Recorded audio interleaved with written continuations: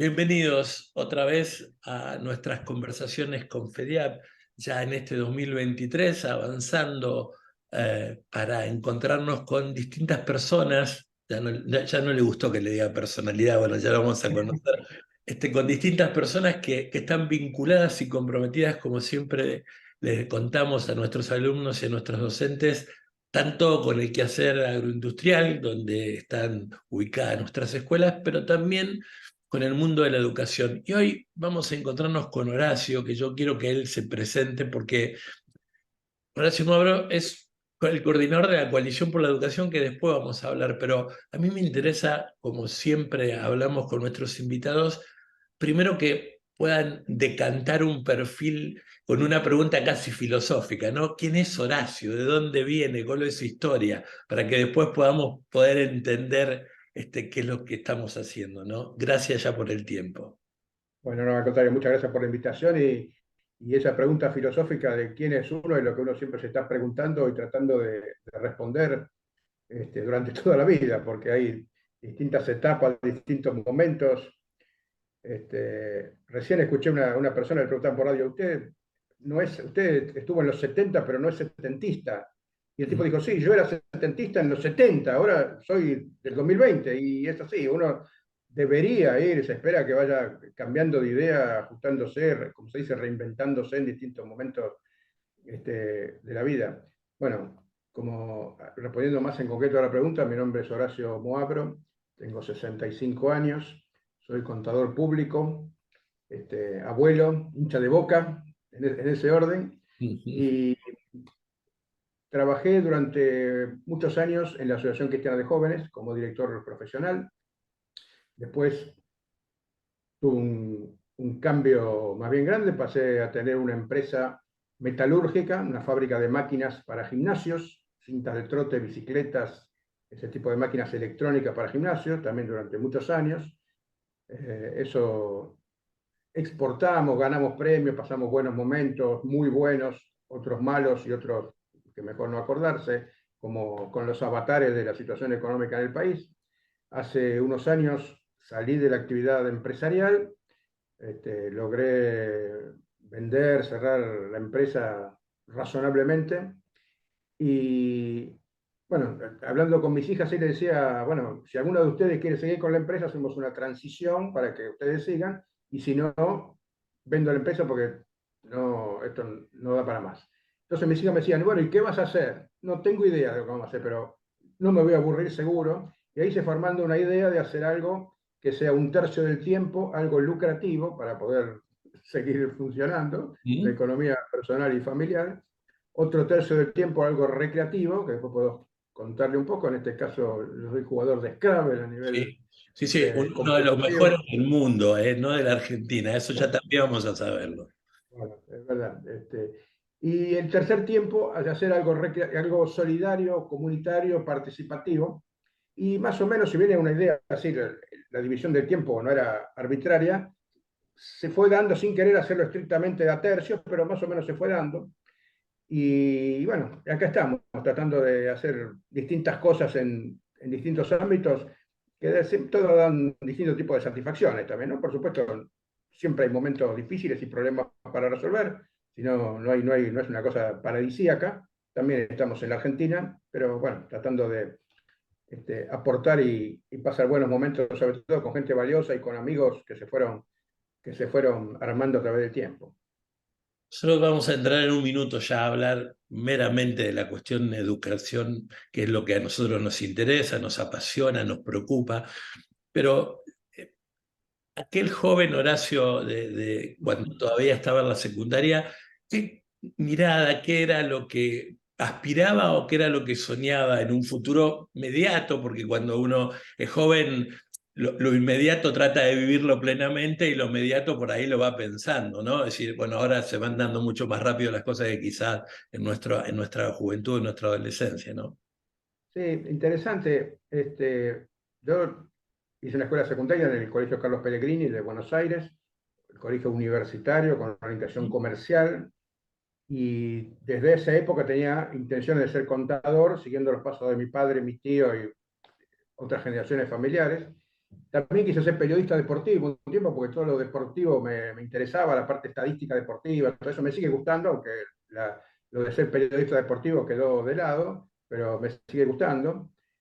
Y entonces entré rápidamente a la Facultad de Ciencias Económicas, hice la carrera bastante rápido en aquel momento, y me di cuenta, cuanto más avanzaba en la carrera, que me gustaba menos, no el contenido de la carrera, sino la onda de mis compañeros, porque la mayoría de ellos querían recibirse cuanto antes para ganar más plata, a cualquier precio, copiándose, como sea, querían recibirse, tener el título de contador para ganar más plata. No hablo de todo, por supuesto, pero era una onda generalizada. Y eso no compartía esa línea. Trabajé como contador, o sea, apliqué herramientas profesionales hasta el día de hoy como contador, pero no me considero un contador tradicional de lo que hacen liquidaciones de impuestos y balances, si bien de vez en cuando me toca hacer algo de eso, pero sí un contador que aplica herramientas de la profesión para otras cosas. Cuando me recibí de contador, dije, bueno, no quiero hacer algo complementario y empecé a ver qué podía hacer, busqué sociología, busqué trabajo social y otras variantes, y al final empecé a hacer ciencia de educación en los años 80, ya no 70, sino 80, en la Facultad de Filosofía y Letras, también en la UBA, siempre en la UBA. Después llegué más o menos a media carrera, trabajaba en la Asociación Cristiana de Jóvenes, se apareció una oportunidad de hacer una pasantía de un año en Brasil, cosa que hice. Ya estaba de novio en esa época, volví, nos casamos con Cecilia, que es mi esposa hasta el día de hoy, y ya la carrera de ciencia de educación quedó de lado, porque había otras prioridades familiares y profesionales ya un poco más desafiantes, pero la idea de la educación siempre estaba ahí presente. Así que un poco la combinación de la administración y la educación, y después también en mi trabajo profesional en la asociación, donde tuve una tarea administrativa por un lado y por otro lado tarea de conducción de grupos, formación de equipo, expansión comunitaria, toda una serie de temas que no son exactamente administrativos, pero que donde las herramientas administrativas de generación de grupo, formación, liderazgo, trabajo en equipo, comunicación, están siempre presentes, ¿no? Dos cosas ahí rescato de lo que viene diciendo Horacio. Primero, esta historia de no dejarlo en una cajita o en un kiosquito separado al tema educativo, porque eso es una cosa bastante particular de la Argentina y de los argentinos, porque incluyámonos también, es decir, parece que la educación es un tema solo de los maestros, solo de algún político que se le ocurra hablar del tema, y la educación es un tema transversal a toda la sociedad. Creo que lo ponía yo hace poco también haciendo, perdón por la autorreferencia, dentro del grupo de WhatsApp de la Coalición por la Educación, que justamente si el tema educativo no se convierte en algo transversal, es muy difícil que pueda avanzar o cambiar absolutamente algo. Eh, se pueda cambiar algo, perdón. Sí, sí. Eso es lo... Sí, perdón. Eso No, sí, estoy de acuerdo. eso es lo primero que rescato de este último momento. Y la segunda cuestión que me parece muy, pero muy interesante es ver que en realidad uno puede, independientemente de la profesión, independientemente del oficio que tenga, pueda también embarcarse en otros compromisos para dedicarle tiempo a algo que realmente le interesa, porque por ahí no puedo terminar ciencias de la educación, pero sin embargo siempre el tema educativo lo tuvo pegadito y lo tuvo bien presente. Hasta que un momento, seguramente, no sé si eso amigo conocido con Guillermina Tiramonti se dio a la luz lo que es la Coalición por la Educación. ¿Cómo fue eso? Eso fue, la idea fue así. Con Guillermina compartimos la comisión directiva del Club Político Argentino, que es una entidad ¿Mm? de personas que comparten el interés por lo político en sentido amplio, de personas de distintos pensamientos, de distintos partidos políticos, distintas trayectorias, pero que comparten el sentido democrático, pluralista y el interés por la cosa pública en general. Eso en cuanto al club político. Guillermina y yo estamos en la comisión directiva. Y todo empezó dándole vueltas a la idea de que todo el mundo habla de que la educación está en problemas. Hay estudios, notas, comentarios, simposios, libros, todo lo que quieras, de informes que dicen que la comisión está mal y sigue estando mal. Entonces, lo que veía es cómo hacer para pasar de todos esos diagnósticos, que hay un montón, y son ciertos, un poco más acá, un poco más allá, pero todos apuntan a que hay problemas educativos, a hacer ruido para lograr cambios. Entonces, un día le llamé a Guillermina, dije, mira, tengo esta idea loca. ¿Qué pasa si armamos un grupo donde haya gente especialista en educación que trabajemos en conjunto para tratar de lograr cambios? Yo no soy especialista en educación, vos sí sos. O sea, si yo llamo a, por ejemplo, a Juan Liach o a Claudia Romero, ni me conocen, capaz que ni me escuchan, o tal vez me escuchan amablemente porque son gente cordial, pero nada más. En cambio, vos sí, vos tenés un eco porque sos una persona especialista. Entonces, si vos vas al frente, yo me ocupo de coordinar las reuniones, de servir café, de abrir la puerta, de convocar, de hacer las actas, toda la parte, empujar para que esto no caiga, pero si vos estás al frente, porque vos sos la cara visible del especialista en educación. Bueno, qué buena idea, déjame pensarlo. Bueno, a los 3 días la llamé otra vez, le digo, ¿y? Ah, ya empezaste a perseguirme. Me dijo, bueno, sí, así es. Bueno, vamos a hacerlo, vamos a hacerlo. Entonces se armó una lista de unas 15 personas. Mañana se cumple un año de la primera reunión, porque esto, digamos, principios de marzo del 2022 empezamos estas charlas previas y Guillermina empezó a contactarse, por ejemplo, con Juan Liach, como decía, Claudia Romero, Gustavo Sorsoli, Inés Aguerrondo, Jaime Correas, gente con Susana Decibe, gente especialista en distintas áreas de educación y con experiencia y trayectoria y reconocimiento. Todos dijeron que sí, menos uno, que me hubiera gustado que esté también, pero es el único que dijo no, gracias, que le vaya bien, pero no voy a participar. Bueno, por supuesto, está bien. Y hubo una primera reunión el 23 de marzo de 2022, de lo cual mañana se cumple un año. En esa reunión había unas 12 personas presentes, fue por Zoom, y empezamos a plantear qué se podría hacer, no había ni nombre todavía, grupo de interés por la educación. Uno dijo, che, me gustaría invitar a tal otro dijo, sí, yo conozco a otro, uno, mira, intentamos contactar a tal gente de Educar 2050, pero no pudimos llegar, sí, yo lo conozco a Manuel Álvarez Trongé, bueno, y así se fue haciendo una cadena, y al tiempo empezó a darse vuelta la cosa, en vez de ir a buscar gente para invitarla, gente venía a tocar el timbre para entrar a la coalición, y hoy tenemos 55 personas, entre los cuales 4 exministros de Educación de la Nación, que son Decibe, Liach, Andrés Delich y Esteban Bullrich, que lamentablemente no puede participar como nos gustaría más activamente, pero está ahí en el ambiente. Ministro de Educación, ex ministro de Educación de provincias, diputados nacionales actuales y ex, y distintos dirigentes o referentes de la educación de todo el país, con lo cual, por empezar, se arman unos debates bárbaros en el grupo de WhatsApp en el cual vos participás, a veces hasta es difícil seguirlo porque se arman discusiones en el mejor sentido de la palabra, intercambio de ideas de altísimo nivel, con propuestas y vuelan las propuestas, y de ahí un poco lo que me toca es tratar de rescatar ideas que andan dando vuelta y tratar de transformarlas en proyectos concretos, porque yo siempre digo, muchachos, todo está bien, pero no sigamos haciendo diagnósticos, porque sabemos, ustedes saben mucho de esto y saben hacer el diagnóstico y está muy bien, pero acá lo que necesitamos es ideas prácticas concretas para mejorar la educación. Y como están esas ideas, bueno, veamos cómo ponerlas en marcha. Entonces, hubo un debate sobre el Consejo Federal de Educación, por ejemplo, que concluyó en una presentación que hicimos al Ministerio para pedir que las sesiones del Consejo Federal de Educación sean públicas, como lo son las sesiones de la Cámara de Diputados, con ciertas limitaciones, no para que cualquiera vaya, pero con ciertas limitaciones son abiertas y públicas. Mientras que la del Consejo Federal de Educación, que es un organismo importante, pero no tanto como la Cámara de Diputados, son cerradas. Bueno, hasta ahora no tuvimos éxito en eso, pero otro proyecto que está en marcha que me parece de altísimo nivel es uno que se llama Logros por Año, donde se creó un documento armado por especialistas de las áreas de lengua, matemática, creo que de los mejores del país, como Gustavo Sorsoli en matemática, Ana Borsone, Florencia Salvareza, Verónica Tobeña en el área de lengua, Guillermina, Patricia Piccolini, que es editora, hizo la edición final del documento. Y ahí es un documento que apunta a que los padres sepan qué tendría que saber su hijo al término de cada año escolar, primer año, segundo año, tercer año de la escuela primaria.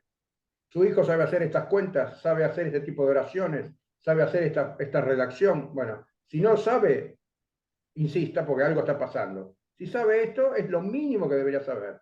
Por eso llamamos logros por año, Bueno, es un documento que está en la etapa final de preparación y creo que va a tener un impacto importante y es un aporte concreto para que los padres y las familias puedan dar seguimiento a cómo están sus hijos en la escuela, que es un tema a veces nebuloso. Hay Otro una... que está en marcha y que va a terminar, sí, perdón, No, no, dale, porque voy a hacer me una cosa. entusiasmo y... No, no, no, no, pero es muy interesante, pero voy a hacer un pequeño paréntesis en eso. Estamos a 22 de marzo, para que la gente lo sepa, seguramente va a salir más adelante. Ayer hubo reunión del Consejo Federal de Educación y yo estaba por llamarlo Horacio porque hablamos antes sobre este documento que él está hablando, que a mí me parece que es una cosa muy interesante y que va a ser rupturista porque además no solamente está hecho por especialistas de una inmensa calidad, como él lo planteaba, sino que además está hecho para que los papás, que muchas veces los que venimos de la pedagogía nos cuesta a veces bajar a tierra y hablamos con algunos términos que algunos se quedan mirándonos y no nos conoce de dónde venimos.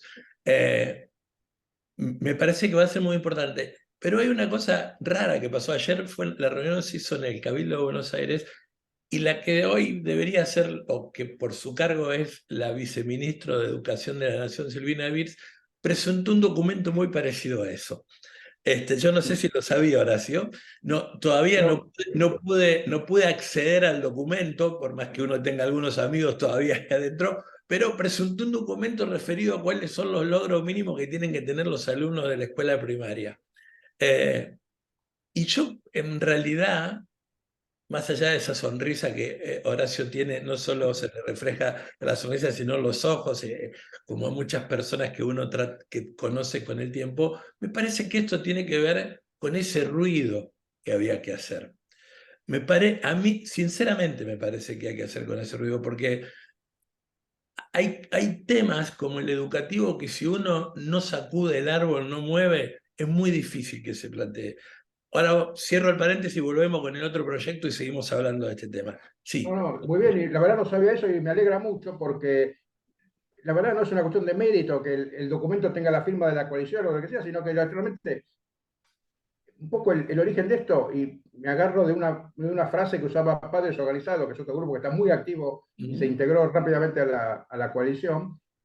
Padres Organizados decía el año pasado y en el 21, abran las escuelas. Y pelearon con abran las escuelas hasta que lograron, a golpes, a golpes en sentido figurado, que se abran las escuelas. Bueno, ahora decimos, ahora que las escuelas están abiertas, queremos que los chicos aprendan a leer y escribir y hacer cuentas, ni más ni menos. De ahí para arriba, por supuesto, pero por lo menos que aprendan a leer y escribir y hacer cuentas, que son temas que estaban solucionados, no ya en la época de Sarmiento, en la época de los faraones. Estamos retrocediendo pasos agigantados. Los chicos salen de la escuela primaria y no saben leer y escribir, no saben hacer cuentas, no entienden un texto corto. Y así les va después en la escuela secundaria y así les va en la universidad. Hay cursos de comprensión de textos en la universidad, es una cosa tremenda, pero real, porque la gente que está en la universidad dice, vienen chicos que no entienden texto, lo primero que tenemos que hacer es bajar a enseñarles cómo comprender un texto. Bueno, y uno ve, encontraba cuadernos míos de la escuela primaria, que no es porque sea nada especial, sino que cómo era la escuela primaria hace 50 años, casi 60, y comparo con algunas cosas de chicos de hoy y realmente el nivel era muy distinto.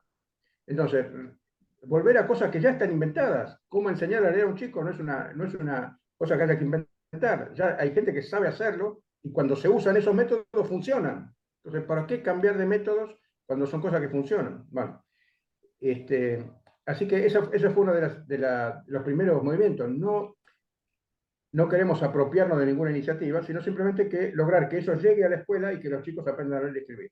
Y estamos seguros que hay una mayoría sensata y silenciosa de padres, de docentes y hasta de estudiantes que apoyan esto. A veces hay un ruido de gente que dice, no, que los chicos cada uno tiene que tener su ritmo y otras cosas que se han demostrado que no son ciertas, pero que hacen mucho ruido. Entonces hay una minoría ruidosa que supera, a veces por combatividad y persistencia, a una mayoría que muchas veces no quiere meterse en él y dice, bueno, está bien, tenés razón, me ganaste por cansancio. Y bueno, con eso estamos trabajando. El otro proyecto surge de un estudio que hizo Argentinos por la Educación, otra entidad que está trabajando muy bien, sobre el calendario escolar. Antes de empezar las clases, Argentino por Educación hizo un ranking de cuántos días de clase se preveía en cada provincia. Y dijeron, solamente 6 provincias cumplen la ley. Entonces nosotros dijimos, no, un momento, todavía no empezaron las clases. En realidad, 6 provincias dicen que van a cumplir la ley, no que la cumplen, porque eso se va a saber a fin de año. Porque si una provincia en marzo dice que va a tener 190 días de clase, seguro que algo va a pasar y no va a tener 190 días de clase. Y el mismo estudio dice que no hay datos fidedignos del cumplimiento de estos proyectos de tantos días de clase por provincia. Entonces dijimos, no hay datos fidedignos, ¿cómo puede ser? Tiene que haber datos fidedignos. Entonces, ¿por qué no armamos un grupo con un referente por provincia a partir de las distintas entidades que integran la coalición, como FEDIAP, como APAER, como Padres Organizados, Coincidir, la Federación de Escuelas Privadas? Entonces, cada institución fue consiguiendo personas de su confianza, conocidas de cada uno de ellos, y armamos un grupo con un referente por provincia. Gustavo Sorsoli armó un Excel perfecto para darle seguimiento, y ese es el grupo de seguimiento de días lectivos, donde cada semana alguien de cada provincia informa qué días de clase hubo en su provincia. Esperamos tener un informe después a fin de mes, ahora estamos hablando que termine en marzo para hacer el primer corte, decir, bueno, qué provincias, cómo está el ranking de provincias, una tabla de posiciones de provincias cumplidoras, etcétera, y difundir eso también para ver la distancia, ojalá que sea poca, pero que la hay, entre la realidad y lo que dicen las provincias. Bueno, hay algunas cuestiones, por supuesto, no tenemos tanta estructura para ir al detalle, pero creo que va a ser un informe muy importante, un primer informe que va a cubrir un hueco donde los mismos que estudian esto en profundidad dicen que no hay información fidedigna. Entonces, bueno, queremos brindar esa información fidedigna. La información no va a cambiar las cosas, pero puede generar un ruido, como vos decís, para que los que tienen que lograr cambios lo hagan. Sí, es probable que la información en algún rinconcito siempre está. El problema es que hay veces que no conviene darla, no se plantea. Nos pasó en la pandemia, este tema de los días sin clase, el tema de lo desiderativo que es los 190 días de clase, porque además, por otro lado, yo preferiría, en realidad, digamos, uno lo dice, yo también ya soy abuelo, ya mis hijos están terminando los más chicos, la universidad, pero uno dice siempre 190, 185, 200, lo importante es que realmente sea de valor, que realmente sea de calidad y que realmente esos aprendizajes sepan, porque digamos, uno incluso puede agregarle más horas, una discusión que hay mucho hoy en las escuelas primarias. Ayer hablaba con alguien que me decía, ¿vos qué te parece? Mío, en realidad yo siempre creo que no es un tema de cantidad, por más que sea cierto que a veces es engañoso y pareciera que a la gente no le diera nada. Dice, vamos a tener 180 días de clases y cuando uno ve, hay 20, 30% menos de esos días de clases a lo largo del año, por lo que fuera, por la ola de calor, por el tema de los días, o sea, por la cuestión que sea. Uno siempre plantea, ¿no? Lo importante también es el compromiso de la gente. A mí, en particular, cuando Juan Liach me comentó lo de la coalición, lo que me interesó cuando me contó quiénes eran, porque fue en septiembre o en octubre, yo estaba ya con un problema de salud y todavía estoy tratando de salir de ese problema. Me gustó lo primero que le dije a Juana, que conozco hace muchos años y siempre él dice que no, pero yo me siento honrado porque él me dice que yo soy su amigo y una personalidad tan importante como Juan a mí en verdad me llena mucho de orgullo, pero también me compromete a muchas otras cosas. Lo primero que le dije, además de que me parecía muy interesante y que lo había comentado en FEDIAP, era que era un lugar pluralista que es muy difícil de encontrar. eh, Incluso no hablo solo de lo ideológico, sino incluso desde la mirada de las cuestiones pedagógicas. Eso enriquece también, porque cuando uno lo hace con respeto en temas tan importantes como esto, es fundamental tener distintas miradas porque eso lo enriquece no solo al debate, sino a las ideas, porque hace un momento cuando arrancamos decíamos, bueno, esa persona que usted estaba escuchando antes que decía, sí, en el 70 era setentista, en el 2023 no voy a poder pretender pensar lo mismo. Bueno, exactamente, nos tiene que enriquecer eso. y me parece que la coalición logra dentro de los muchos que empiezan a preocuparse por el tema de la educación, esa historia, ¿no? De tener gente de distintos lugares, de distintos pensamientos ideológicos que creo están a un costado, por suerte, digamos, y que no hay por qué dejarlos, por supuesto que es importante tener No, una no, idea fija, pero que en realidad está priorizado lo otro, ¿no? En ese enriquecimiento. Y eso creo que se logra con madurez de grupo y con un interés genuino que tiene la gente en el tema de la educación, al menos los que están ahí, ¿no? por supuesto, y como decía, hay debates intensos, a veces hay algún chisporroteo de cuestiones personales, algún ego que aflora o alguien que le pisa un callo al otro, pero como vos dijiste, se supera. Y ahí me parece que hay un tema muy importante. A veces uno busca juntarse con los amigos, porque cree que para hacer cosas hay que hacer cosas con los amigos. Y yo creo que es exactamente al revés. Hacer cosas juntos es lo que nos hace amigos. Entonces no es que hay que hacer cosas con los amigos, hay que hacer cosas para hacer amigos. Y acá no digo que vamos a ser amigos para salir a cenar todos los días o para la fiesta de cumpleaños, pero se está armando un grupo que la verdad cuando nos pudimos reunir, porque hay gente de distintas provincias y las reuniones se hacen por Zoom por un montón de razones que nos permite aprovechar la tecnología y hacerlo más eficiente, pero las pocas veces que pudimos reunirnos hay una relación personal que ya a partir de la tarea se forma la relación personal. Y eso es muy importante porque todos saben que el otro es bueno en lo suyo y puedo no estar de acuerdo con la idea, pero sé que lo hacen primero de buena fe y con conocimiento de causa, no es que tira ideas al aire, como también escuchamos muchas veces cosas medio insensatas, sino que hay un estudio, hay un conocimiento y de la suma del debate sale la mejor propuesta, que seguramente es mejor que la propuesta inicial o el Sí, pensamiento sí, inicial que tenía cada uno. totalmente de acuerdo. Y además, por otro lado, yo valoro mucho, uno de los últimos de los entrevistados del año pasado fue Juan Liach, perdón, justamente yo valoro mucho esa idea de lo que tengo lo doy, porque en realidad somos poquitos en el tema de educación.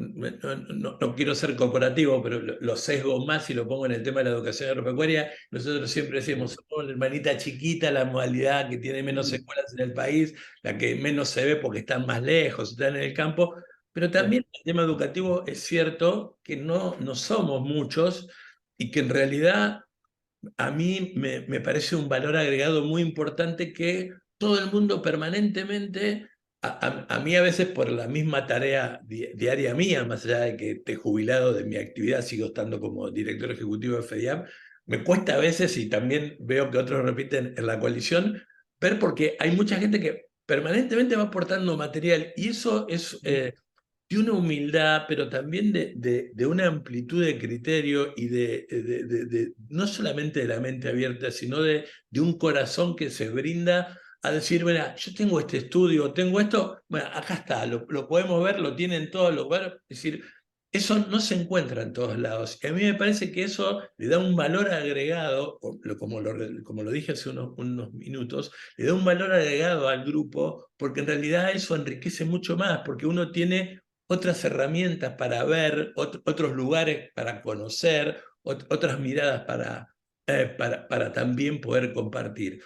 mm, Yo siempre hago esta pregunta cuando hablamos con nuestros invitados, que es casi que conocemos la respuesta, pero que siempre queremos saber, decir, ¿por qué Horacio cree que la educación es un tema que no es prioritario en el país? Porque más allá de la cuestión ideológica, siempre nosotros planteamos se lo incluso discutió mucho en la educación, perdón, en el grupo de la coalición respecto a si es un servicio esencial o no. El tema educativo, como también coincidimos hace un rato, es un tema transversal que digamos, no aparece nunca, yo creo que lo planteé hace poco, digamos, las últimas plataformas políticas que hubo, que son muy pocas de los partidos de las elecciones, el tema educativo no aparece nunca. Bueno, ahora sí. las cuatro fundaciones que coordinaba el trabajo de Susana de CIBE hicieron un documento, pero ¿cuál es la razón que usted cree por la cual la educación no es un tema de importancia? Cualquier político que le pregunte, ¿la educación es importante? Sí, por supuesto, va a decir, es importante, hay que darle mucho presupuesto, pero también está demostrado que no es una cuestión solamente de presupuesto, por supuesto, más presupuesto bien aplicado, Sí, y sí, esto pasa un montón. retrocediendo un escalón, no es, el estudio sobre la cantidad de días es un dato, la cantidad no implica calidad, eso también dijeron, ¿para qué van a contar los días si la calidad no? Por supuesto, la calidad no viene solamente de la acumulación de días, sino de democracia de los domingos. Pero lo que es seguro es que si un día de clase puede estar bien aprovechado o mal aprovechado. Ahora, si no hay clases, seguro que no se aprovecha nada. Realmente. Entonces, partamos de la base, es un piso la cantidad de días, ¿no? Un techo. De ahí para arriba hay que darle contenido y calidad. Y Nosotros acá es lo siempre mismo, el presupuesto educativo, lo el planteamos presupuesto siempre. educativo. Perdón, lo planteamos siempre con nuestros Sí, docentes o con nuestros directores, siempre decimos, el 301 es 100%, por más que parezca una tontera, digamos, entonces tener un día más es la oportunidad de aprovecharlo en ese sentido. sí, sí, Y es un hay que tema sacar de el jugo a cambiar las un cosas. modelo mental también en eso, ¿no? Sí, perdón por el... Y en el presupuesto educativo, el IACH es un batallador por el 6% del presupuesto educativo, siempre tiene esa bandera y la defiende y hace muy bien, pero también hay que ver en qué se gasta ese presupuesto educativo, si hay regímenes docentes duplicados, triplicados, cuadruplicados, que dificultan la enseñanza. Yo, respecto a los docentes, yo siempre cuento, tuve dos primas que eran hermanas entre sí, docentes. Una sacrificada al estilo Sarmiento, no faltaba nunca, preparaba materiales, ponía a trabajar toda la familia los fines de semana para hacer material, espectacular. La otra era el ejemplo todo lo contrario, aprovechaba todas las licencias, feriados, lo menos posible. Bueno, y eso es el mundo de los docentes, así como el mundo de cualquier ámbito que sea, hay de punta a punta, no es los docentes son todos unos vagos, mentira, tampoco es los docentes son todos sacrificados, trabajadores, tampoco, hay de todo. Y bueno, entonces es muy difícil discriminar, porque por supuesto en un universo de muchísima gente, también hay funcionarios de los ministerios que son trabajadores sacrificados, eficientes y que cumplen su cometido, y otros que son ñoquis que quieren zafar lo más posible. Las dos cosas son ciertas. Entonces, respecto de la prioridad de la educación, este, poner al mando gente que sepa de lo que está hablando, que sean escuchados y que sean atendidos, nomás con eso sería darle prioridad a la educación de mucho más que lo que tiene ahora, que no sea un furgón de cola del gobierno y menos aún del Ministerio de Economía, sino que pueda usar sus recursos, que use bien sus recursos y que trabaje en función de los resultados y no en función de eslogans y de ideologías que han demostrado que no han funcionado, ¿no? Pero bueno, ojalá podamos empujar un poquito para ir para ese lado.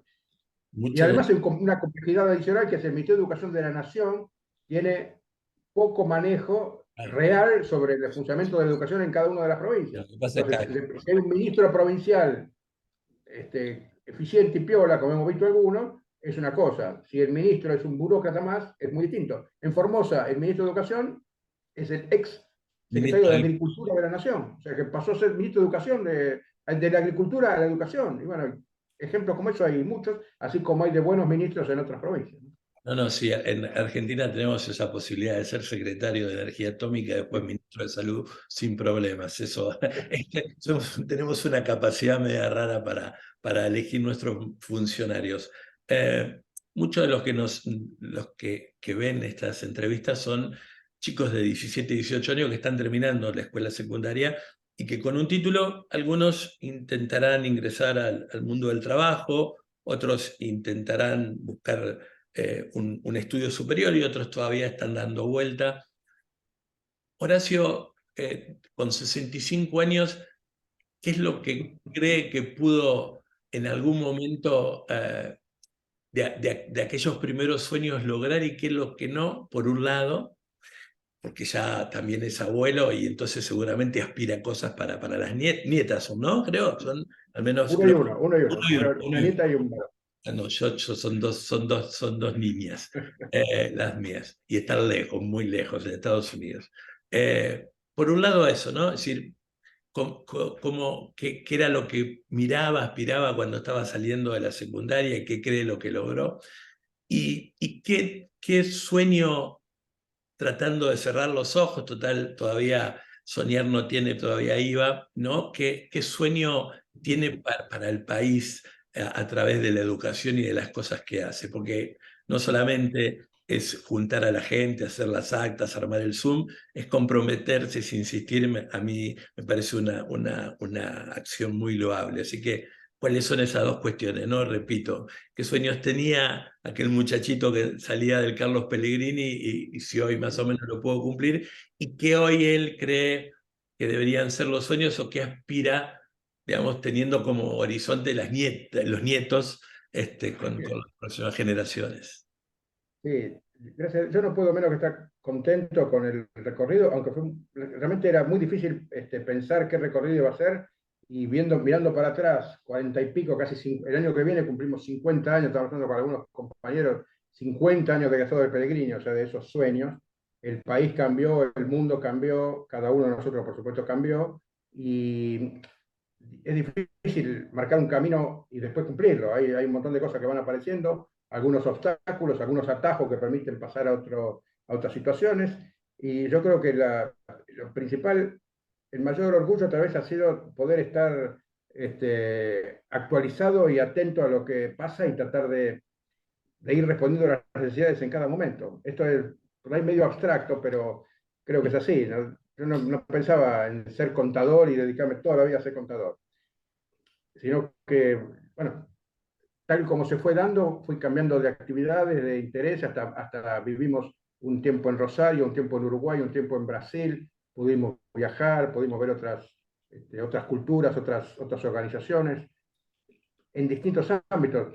Viajé por temas profesionales de negocios, por temas de reuniones de distintas organizaciones. Así que creo que el sueño es estar vivo, vivir y siguiendo en cada momento aprovechar lo mejor posible las posibilidades. Eso creo que es el mejor sueño que podemos transmitir. Y cerrando Y los uno ojos. a veces le dicen a los chicos, si sueñan con fuerza, podrán lograr todos tus sueños. No es así. No es que uno dice, bueno, quiero ser Messi y sueño fuerte y voy a ser Messi. No, Messi hay uno y está ahí. Y yo puedo hacer, como decía, curso de gambeta con Messi o con cualquiera toda la vida. Y posiblemente voy a gambetear mejor que ahora, que soy un desastre, pero nunca voy a ser como Messi. Entonces hay que ser también práctico y realista en las cosas que uno sueña, ¿no?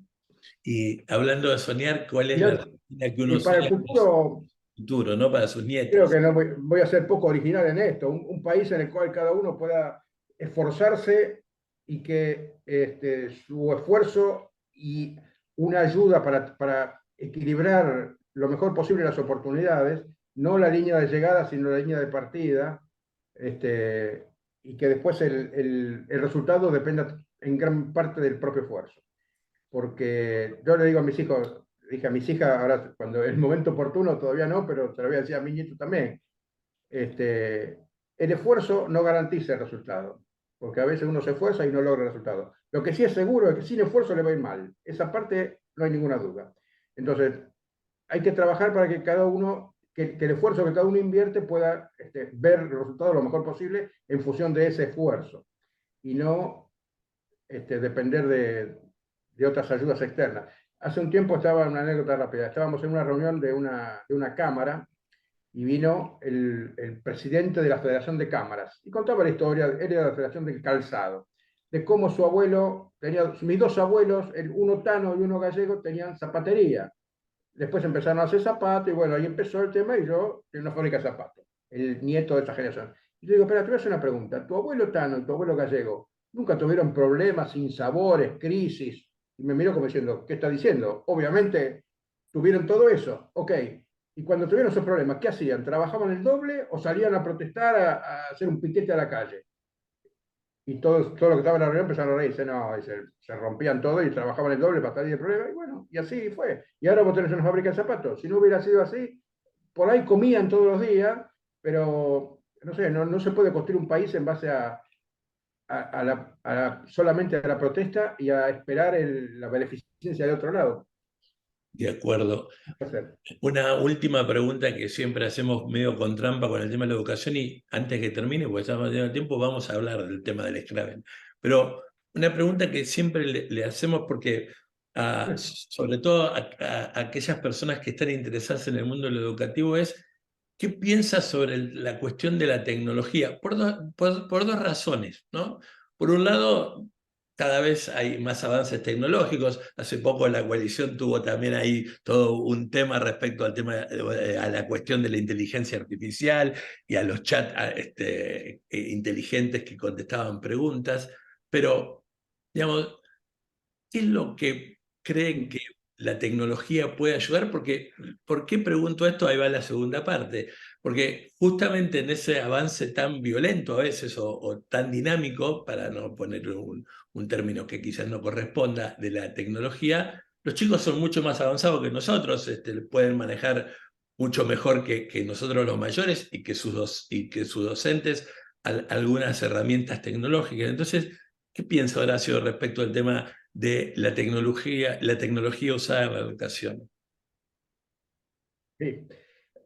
Primero, yo no soy experto en el tema, no quiero Mm, alardear de nada, pero creo que es imposible negar el avance de la tecnología, el impacto de la tecnología. Creo que yo me acordaba muchos números de teléfono en otra época y ahora no, porque sé que tocando una tecla ya tengo el número de teléfono ahí, o hacía cuentas de memoria o en un papel y ahora con una calculadora es mucho más rápido, o el GPS me ayuda a llegar a calles y no, mismo en Buenos Aires, cada vez menos vamos a necesitar conocer las calles de Buenos Aires, o de las calles de cualquier lado, porque la tecnología nos ayuda. Entonces la cuestión es cómo reemplazamos eso. El día, si yo no conozco las calles, el día que se me rompe el GPS o me quedo sin batería, me pierdo. Y bueno, no debería ser así. Que la tecnología sea una ayuda, pero que no reemplace el pensamiento. O sea, que podamos pensar el celular en el aula, sí o no. El celular para chatear o para mirar videos musicales, no. El celular para buscar información y pensar a partir de esa información, sí. Porque prohibir el celular es lo que seguro que no funciona, porque el chico se va al baño, se esconde y usa igual el celular. Entonces, cualquier prohibición demostró que no funciona. Entonces, ¿cómo impulsar la tecnología para incorporarla y sacar provecho para ayudar a pensar? Eso es lo principal. El impacto de la educación, de la tecnología en la educación, de los buenos docentes, son aquellos que enseñan a pensar por sí mismos a los chicos, usando la tecnología, usando el chat GPT, que es lo que está ahora en boga. Y bueno, habrá que estudiarlo bien para ver cómo es la mejor forma. Tal vez eso requiere un tiempito de adaptación, como fue para los celulares, para las computadoras, para el libro en su momento. Bueno, pero cómo usar el chat GPT para que los chicos y los estudiantes piensen. Eso me parece que es un desafío, ¿no? Tampoco es fácil cómo hacerlo y bueno, ahí está el desafío, ¿no? Pero va por ese lado, no en Escuchando, prohibirlo, seguro. escuchando esta última parte de lo que decía, me acuerdo, no sé si murió, pero justamente lo traía a la memoria hace muchos años. Tuve la oportunidad de conocerlo, a Ezequiel Anderés, que era un sociólogo muy famoso argentino, nacido en Sí, Mendoza, se había exilado en España, pero hace muchos años, 25 por lo menos, tuve la suerte de estar en un congreso y estar en una mesa con él, estas cosas buenas que por ahí nos regala la vida. Y él planteaba una cosa muy interesante en aquel momento, hace 25 años, ¿no? Uno tiene que, tratemos de imaginarnos hace 25 años sin la tecnología de ahora. Decía, tenemos un problema, los que trabajamos para el mundo de la educación o para formar personas, porque mientras nosotros seguimos en la era de Gutenberg, ¿no? Pegaditos al libro, los chicos están en la era Marconi, ya le hablaba de la imagen o del sonido en ese tiempo. Y es cierto, ¿no? Es decir, también es cierto que el problema en los docentes es sacarlo de su caja, de su modelo mental o de su lugar cómodo y decir, bueno, lo que hay, no enfrentarlo o ignorarlo, sino ver cómo aprovecharlo. Y creo que ese es un desafío inmenso que ahí tiene para las nuevas formaciones, ¿no? un aprovechamiento instantáneo de la tecnología. Mientras vos hablabas de Ezequiel Anderegg, acá lo tenemos, y tiene 92 años. Te preguntaba Está si vivo. estaba vivo, bueno, 92 años. Aprovechamiento de la tecnología para salir de dudas rápidamente. Ah, me pone muy feliz porque hacía mucho que no tenía noticias Yo tampoco, la verdad, por no, eso lo no, tengo que buscar, ¿no? Para no no, hablar no, en... un sociólogo inmenso y que además ha escrito mucho sobre el trabajo en grupo para formar, sobre todo incluso de manera de lo que antes se llamaba la educación no formal, la educación de Sí. adultos y esas cuestiones. Ezequiel Andrés, que era un mojón para muchos.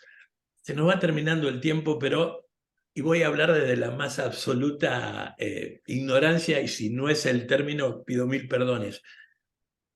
¿De dónde, se dice jugador de Scrabble o tiene otro, otro nombre? Porque por ahí Claro, uno sí, sí, sí, piensa en jugador otro. de Scrabble. Es jugador de Sí, Scrabble. jugador de Scrabble. Cuando queremos sacar pecho decimos que es un deporte de la mente y no un juego, Ay, pero sí, es un juego de mesa que consiste en formar palabras cruzadas sobre un claro. tablero. Y bueno, ahí yo digo que trabajo, entre torneo y torneo trabajo un poco. Es también otra pasión que nos permitió viajar, nos dio oportunidad de viajar, de conocer mucha gente y de competir y, bueno, participar también en torneos a nivel nacional e internacional, en español, por supuesto. También es una forma de difundir y conocer más el idioma y los vericuetos de la lengua española o del diccionario en español, que es riquísimo. Mm. Esa es otra faceta Es de la vida. increíble cuando otra vez lo traigo sobre el final a Juan Liach, cuando me invitó, me contó de la coalición y me contó, yo a Guillermina lo conocía, Horacio no. Entonces, cuando uno, ¿qué es lo primero que hace uno? Como cuando va a buscar un análisis del médico, abre el sobre, para ver qué. Entonces, googleé, y lo primero que me salió que era un referente a nivel internacional de Scrabble. Digo, bueno, pues está bien, que en realidad. Además, por otro lado, como hablábamos al principio, creo que hay que enriquecerse de todos lados en el tema educativo. Digo, Horacio no debe tener una falta de ortografía, debe conocer millones de palabras o términos que yo no conozco. Debe ser un deleite poder sentarse seguramente a jugar, porque si todavía lo hace es porque realmente le gusta y mucho, ¿no? Sí, sí, sí, sí, competimos y voy a agarrarme del deleite. Me gustaría que mis rivales no sientan ningún deleite, pero bueno, a veces pasa, se gana y se pierde, no, pero se pasan buenos momentos, se sufre un poco, por supuesto, como parte de la competencia, pero termina siendo un elemento social también lindo, ¿no? Así que salud, un poco de salud mental entre tanto estrés. Me quedo tranquilo que si dije jugador no iba a cometer, porque estuve toda la mañana, digo, ¿será jugador de Scrabble? Porque uno por ahí comete una infidencia, Sí, comete sí. un error y a veces queda marcado. Horacio, lamentablemente se nos termina el tiempo que siempre planteamos para esto, para no robarle mucho tiempo justamente a lo que los chicos Claro, necesitan en la escuela, pero está fue bien.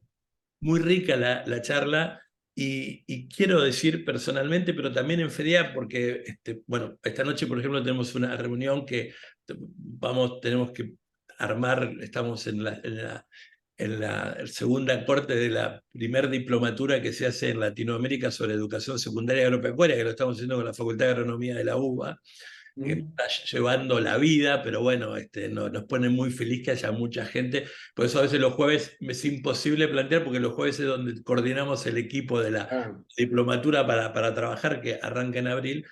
Y cuando he contado la colección, y que además he compartido desde mi lugar los documentos, la gente lo agradece, lo aprovecha, y yo quiero, en nombre mío y en nombre de FEDIAP, no solo agradecer por el trabajo que iniciaron con Guillermina, sino además, por otro lado, decir que nos enorgullece poder contar con personas como usted, que no viniendo desde la vida de la educación, porque encima muchos de los que escriben sobre educación, eso es un tema a lo mejor para otra charla o para nuestro chat de la Coalición por Educación. Yo tenía un profesor en la universidad que me decía, mira, muchos de los que escriben sobre educación no viven la escuela, parece que levantan el techo y de ahí miran y escriben y escriben y escriben mm, sin saber qué es lo que pasa realmente adentro, no lo que hoy algunos, por ejemplo, hablan de clima educativo, no hablan de tormenta, lo que es clima.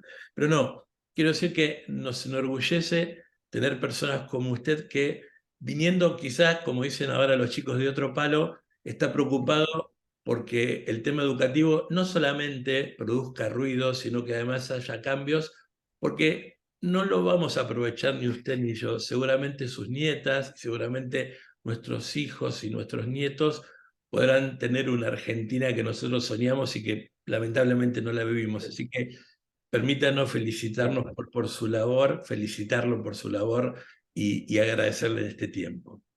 Bueno, muchas gracias. Lo mismo agradezco a FEDIAP y a esta oportunidad de compartir un rato. Modestamente tratamos de hacer las cosas realmente sin alarde y entre todos. el mejor dirigente es el que cuando dice que cuando todo está hecho, la gente dice, lo hicimos nosotros, y así tiene que ser. Las cosas nunca se hacen de a uno. Así que hay un montón de gente que está trabajando en esto y estamos realmente contentos por la dinámica y la sinergia que se va logrando y esperamos ahora, bueno, que podamos conseguir resultados, ¿no? Que no quede solamente en declaraciones, porque si no estaríamos repitiendo lo que justamente no queremos que pase. Así que gracias a FEDIAP también por participar activamente. Muchas gracias, Horacio. Un saludo grande, un abrazo a la distancia. Ojalá nos podamos conocer personalmente pronto y Bueno, un saludo para su familia y esos dos nietitos que están en la foto del grupo de WhatsApp, que fantástico. seguramente, los digo yo, los estoy esperando ansiosos, llegan el viernes de Estados Unidos. Oh, Que, a voy a tener disfrutarlo, una semana al menos de poco trabajo y de mucho vuelazo. Un abrazo. aprovechar y a disfrutarlo. Bueno, muchas gracias, Juan Carlos, un abrazo.